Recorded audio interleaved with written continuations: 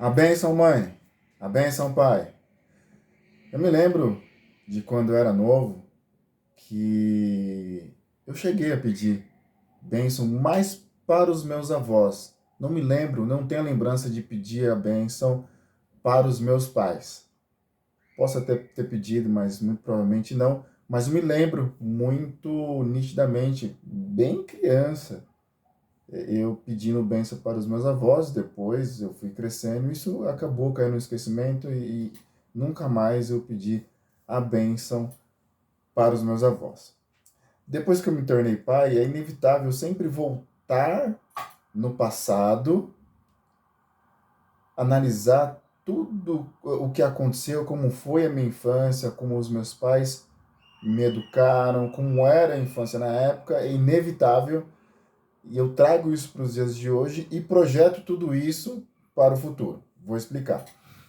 Eu tento lembrar as boas coisas que aconteciam na minha infância, e muitas delas eu aplico na vida do meu filho. Muitas delas, principalmente as brincadeiras, mas eu tento sempre recordar o que era bom na minha infância. E eu lembro que isso para algumas famílias era muito forte, tanto é que algumas delas eu tenho primos que até hoje pede bênção para minha mãe e para o meu falecido pai, que morreu tem 2 anos. Até pouco tempo, eles encontravam meu pai, encontra minha mãe, bença tio, bença tia. E eu já não tive muito isso da parte dos meus pais. Mas eu acho que é muito peculiar de cada família.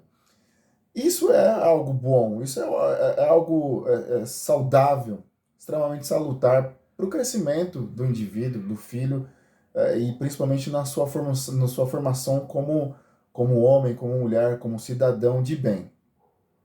Então eu comecei a pensar e a relembrar algumas dessas coisas. Eu falei, poxa, é algo bom, né? E aí eu comecei a me questionar o porquê que essas coisas boas, elas em detrimento do tempo que vai passando, elas se perdem. Comecei a refletir por que essas coisas boas se perdem, e pior, por que não é substituído por outras coisas boas? Pelo contrário, é substituído por maus hábitos, digamos assim, alguns péssimos hábitos. Então eu começo a fazer esse paralelo e eu tento encontrar um contraponto para resgatar algumas coisas, e uma delas foi essa que eu decidi é, é, é, repassar para o meu filho. Por mais que eu não tenha tido nem desenvolvido isso, e volto a dizer, eu tenho primos que eu até hoje encontro a minha mãe, bença tia. E eu falei, pô, é legal, por que não trazer para os dias de hoje? É um bom costume. E aí eu comecei a entender que quanto mais a gente ensinar os nossos filhos de bons costumes, menos espaço tem para os maus costumes. E eu comecei a ensinar o meu filho. Ele acorda pela manhã, ou se não vai sair, e ele vai lá e pede bênção para minha esposa. E já ensinei também, vai na casa dos avós, pede bênção também. Então é muito legal, ele é novinho, pequenininho, e ele vai lá, benção avô, benção avó, benção mãe. Outra coisa, chamar o pai e a mãe, né? Senhor, senhora.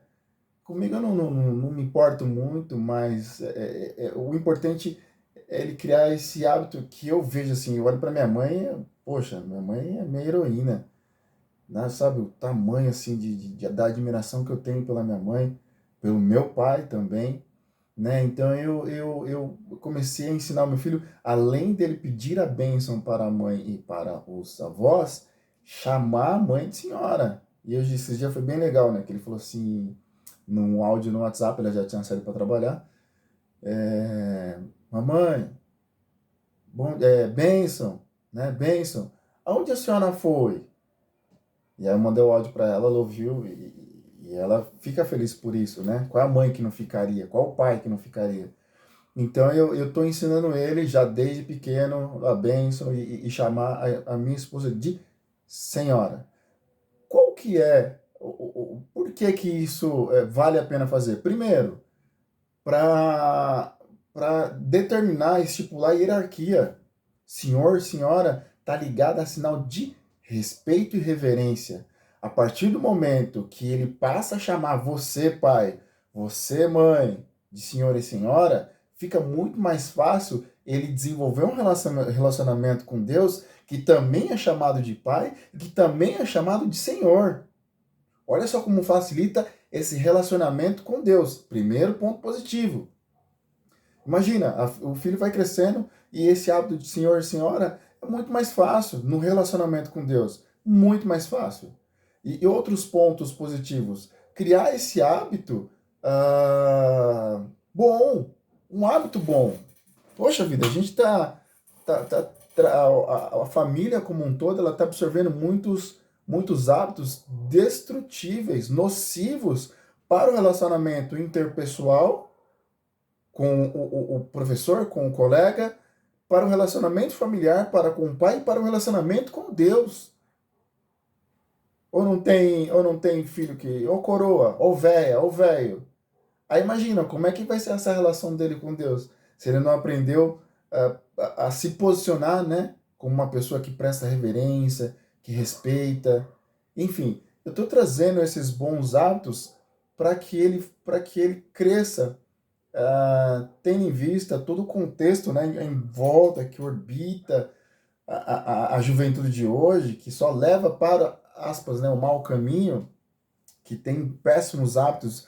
Eu posso elencar aqui dezenas. Você já sabe, eu não vou repetir aqui, mas dezenas de maus hábitos influenciados por música, influenciados pela televisão, influenciados pelos amigos, influenciados. Então, assim, o objetivo é sempre colocar bons hábitos para que vá diminuindo e que, né, que sumindo e desaparecendo esses maus hábitos. Então, esses maus hábitos. Então, é importante a gente ter consciência, estou falando a gente, nós pais, de cada vez mais inserir bons hábitos na educação dos nossos filhos. Eu acho que, e aí, assim, não estou falando de misticismo, né?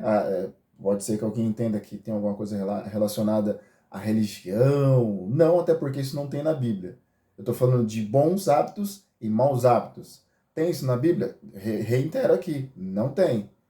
Mas é um bom hábito. Por que não resgatar esse bom hábito? E isso eu estou fazendo com meu filho e eu comecei a entender que, no princípio, eu entendia que era só um bom hábito ligado na educação e na relação com o pai e com a mãe. Mas depois eu comecei a enxergar que isso também facilita no relacionamento com Deus. E eu estou fazendo isso com meu filho e está sendo bem legal. E, enfim, quando você começa a ensinar as coisas de novo, não tem dificuldade, não tem forçação de barra, a coisa é natural, do mesmo jeito que outras coisas eu venho ensinando para o meu filho desde muito novo. Então, assim, não tem dificuldade nenhuma. Assim como a gente coloca lá todo dia os nossos filhos para escovar os dentes, depois ele cresce e cria aquele hábito de escovar os dentes, outros hábitos eu tenho inserido na vida do meu filho sem estresse, sabe? Sem gritaria, sem me estressar. É tudo muito natural quando você faz desde o começo. E por isso que eu falo que a primeira fase da vida dos nossos filhos é a mais difícil. Tem gente que fala que é a adolescência e eu falo que não. Aí provo que não. É só você ver os meus vídeos aí no YouTube e também no Facebook. Na adolescência já é o reflexo de tudo aquilo que foi feito ou aquilo que deixou de ser feito na infância. Então, por que eu falo que é difícil na primeira fase da vida, que é a infância? Porque você tem que fazer repetidas vezes. Então, tem muitas coisas que eu faço e que agora foi para automático com o meu filho, porque eu fiz centenas de vezes, talvez milhares de vezes, por exemplo, contar história. E na contação de história eu ensino muitas coisas para meu filho. E tem hora que cansa. E toda hora ele quer ouvir história. Ele entra no carro com a história, e vai dormir a história, e vai para almoçar vai a história, para jantar a história, e tudo é história. Para ir de casa até a escola é história. E eu conto. Foi assim que eu condicionei ele e assim que eu vou permanecer até um dia que ele vai falar, não quero mais saber de história. Até lá já foram milhares de vezes que eu imagina, todo dia contando 2, 3 vezes história, 4, 5, 6 vezes história. Imagina. Então, assim, é só essa reflexão. Por que não os nossos filhos pedir a bênção, minha mãe? E outra, e tem um vídeo também que eu já fiz aqui, o poder o poder da palavra. Se ele ouve e se a gente fala coisas negativas e essa criança absorve, o contrário também é verdadeiro. Se a gente fala coisas boas, se a gente professa coisas boas, Os nossos filhos também absorvem essas coisas boas, de modo que acaba forjando e construindo e consolidando a personalidade dos nossos filhos. Então, mais um ponto positivo. Imagina o seu filho crescendo, ouvindo Deus te abençoe, Deus te abençoe. Mãe, bênção.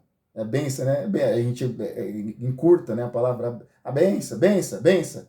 Aí o pai vai falar, Deus te abençoe. Imagina o teu filho crescer ouvindo todos os dias, Deus te abençoe, Deus te abençoe, Deus te abençoe, Deus te abençoe. Mais um ponto favorável no relacionamento com Deus, que ele vai ouvir você falar Deus, Deus, Deus, Deus, Deus, Deus, a infância inteira, a juventude inteira, quiçá até a fase adulta, Deus te abençoe. Isso vai facilitar o relacionamento dele com Deus. Haja vista, notícia recente, 50% dos jovens brasileiros não acreditam em Deus. Será que não está ligado à falta de exercitar, de verbalizar Deus? Será? Sim, metade dos jovens, 50% dos jovens brasileiros não acreditam mais em Deus. E isso é um paradoxo, isso é um contrassenso, porque 90 e tantos por cento são de pessoas que se professa ser cristão, entre evangélicos e católicos. Ué, como assim? Vamos colocar aqui em números, números totais, um exemplo hipotético aqui, vou só conjecturar. 1.000 pais são cristãos e 500 filhos, só 500 filhos são cristãos? E esses outros 50? Onde está esse gap? Então, é mais um motivo para você exercitar com o teu filho. Ah, Denner, mas agora meu filho já está grande. E você vê como que são as coisas, né? Eu comecei a ensinar agora recente, meu filho, ele tem 4 anos. E repetindo, repetindo, repetindo, repetindo. Mas ele, no começo ele estranhou um pouquinho. Se eu tivesse feito isso, e só para ver, como eu sempre digo aqui, que a questão de paternidade é uma evolução, é um aprendizado constante. Se eu tivesse feito isso com ele desde quando ele começou quando ele aprendeu a falar, seria muito mais fácil. Ele começou agora, tem pouco tempo. E aí, como é que eu fiz isso, né? É uma dica que vai para você aqui. Ah, meu filho já tá grande, eu não sei como é que eu vou fazer. Sabe como é que eu reforcei a ideia dele pedir bênção para minha esposa? Ele vendo eu pedir bênção para minha mãe. Depois de velho, eu voltei a pedir bênção para minha mãe. Para ele ver eu falando, bênção, mãe. E aí foi mais fácil ele assimilar. Eu acho que não tem problema nenhum a gente, depois de velho, mudar algumas coisas na nossa vida, principalmente se vai trazer benefícios na educação dos nossos filhos. Eu falo para ele, né? Beija a tua mãe, abraça, fala que ama. Por que que ele faz isso? Porque ele vê eu fazendo isso com a minha mãe. E eu faço questão, toda vez que a gente vai na casa, a gente vai quase todos os domingos na casa dela, toda vez que eu chego lá, beijo, aperto, abraço, cheiro, e ele tá vendo. E ele tá vendo. E é natural ele reproduzir isso. É impressionante, é impressionante. Nada como liderar pelo exemplo. 5 características de um pai presente. Exemplo. Exemplo. Terceiro, exemplo. Quarto, exemplo. E quinto, exemplo. Clique aqui, ó, nesse link que vai aparecer aqui em cima e você vai ver como é que meu filho dobra a roupa. Hoje é a coisa mais natural do mundo. Acorda, tira o pijaminha, coloca o uniforme, ele vai dobrar. Por quê? Porque ele começou a fazer desde novo. Até o próximo vídeo. Um abraço. Tchau.